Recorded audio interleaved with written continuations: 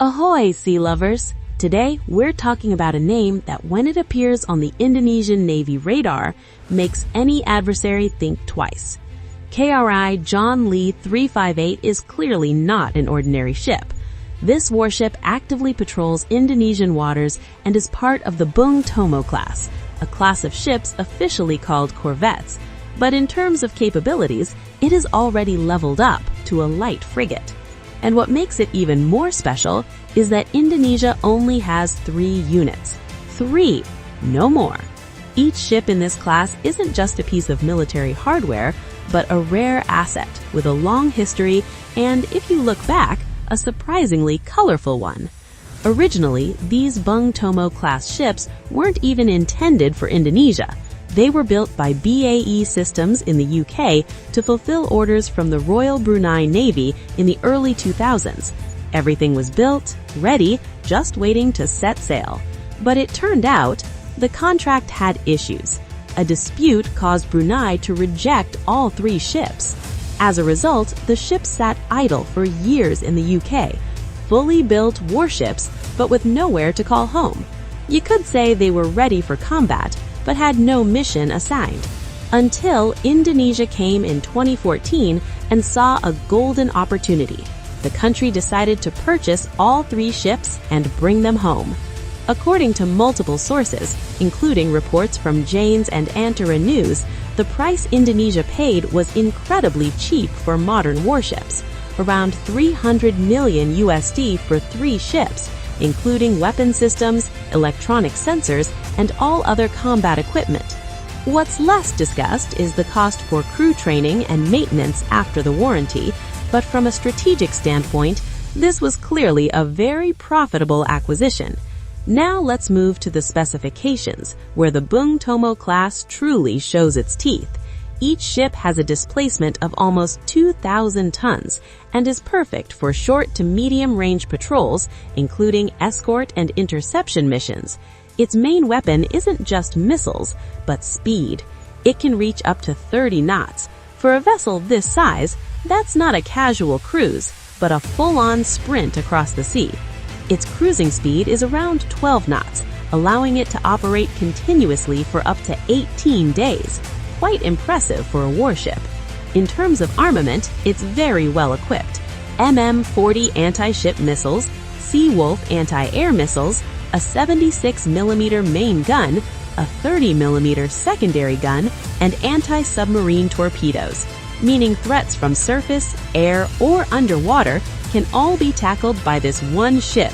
In other words, it's a one-ship army capable of handling 3 directions of threat simultaneously. Now let's talk about its latest role.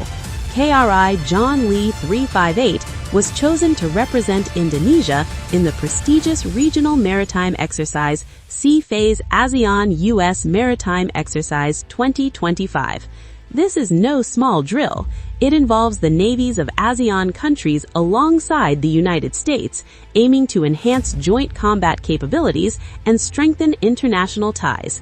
During Sea Phase ASEAN-US Maritime Exercise 2025, especially on the second day in eastern Bintan waters on December 13, 2025, various multinational exercise scenarios were conducted. KRI John Lie 358 from the Escort Squadron of Koarmada 1 participated directly.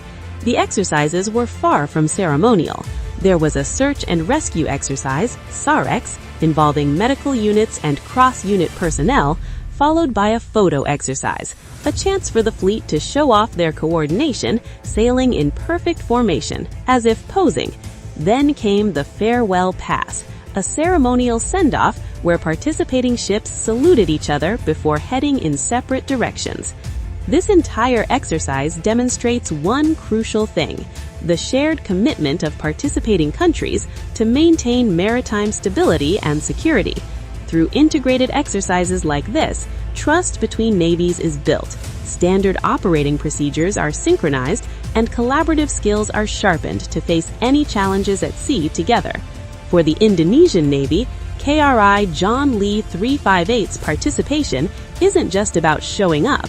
It's a demonstration of defense diplomacy and a showcase of the professionalism and skill of its sailors, all under the guidance of Chief of Staff of the Navy, Admiral TNI Dr. Muhammad Ali. This strengthens international relations while boosting the preparedness and reputation of the Indonesian Navy in the regional maritime arena. But that's not all. KRI John Lie 358 isn't just a star in exercises, it's also a symbol of Indonesia's growing maritime capabilities. Imagine this, a ship that was once homeless in the UK, now confidently sailing among regional navies, showing that Indonesia can hold its own in complex naval operations. During AUMX 2025, the exercises weren't just about firing weapons or high-speed maneuvers, they also tested communication protocols, teamwork, and rapid decision-making. From coordinating search and rescue drills to conducting tactical formations, every moment was a chance to sharpen skills and build trust with allied navies. And here's a fun twist. While these exercises are serious business, the crews often share lighter moments on board. Between drills, you might see sailors joking, adjusting their uniforms, or taking selfies with the fleet in perfect formation. It's a reminder that even in high-stakes environments, camaraderie and morale matter just as much as firepower. KRI John Lie 358 also carries the legacy of its namesake.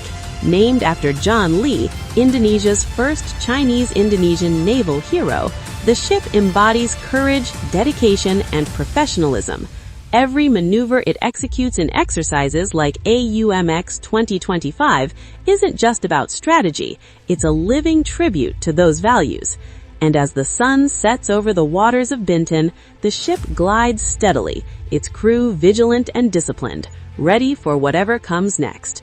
From a once idle ship in a British dock to a flagship in multinational exercises, KRI John Lie 358 tells a story of transformation, resilience, and national pride.